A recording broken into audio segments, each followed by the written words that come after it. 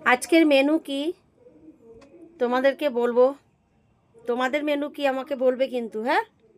ওকে, চলো তাহলে দেখা যাক বন্ধুরা, আজকে আমার মেনু কি কি আছে, আমি আজকে কি কি রান্না করে খেয়ে গেলাম এবং অফিসে নিয়ে গেলাম। দেখো, আজকে আমার এখানে আছে এই যে ভাত ভাত করেছি, এইখানে উচ্ছে সিদ্ধ, বেগুন ভাজা, আর এটা হচ্ছে টক ডাল। এটা টক ডাল টমেটো দিয়ে টক ডাল করেছি। আমার একটু গরম আসলে টক ডাল চাটনি এগুলো ভালো লাগে। আর আজকে রবিবার যেহেতু, তাই এখানে একটু চিকেন করেছি। আজকের মেনু এই। আর সকালে খেলাম রুটি আলু ভাজা।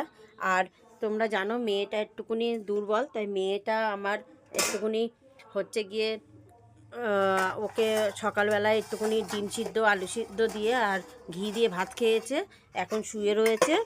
এইবার আমি চলে যাব, তারপরে ও পরে ভাত খাবে, চান টান করবে।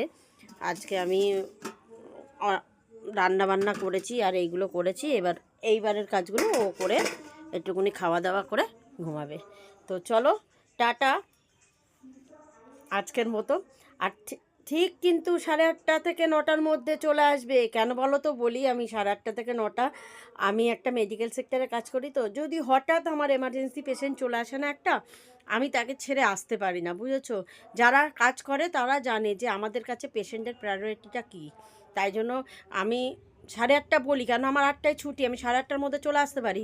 কিন্তু যদি কোনো সময় কোনো পেশেন্ট লেট করে বা তার কোনো অসুবিধার জন্য তাকে টেস্টটা করতে দেরি হয়, তখন আমার লেট হয়ে যায়। এর জন্য তোমাদের কাছে আমি ক্ষমা চেয়ে নিই।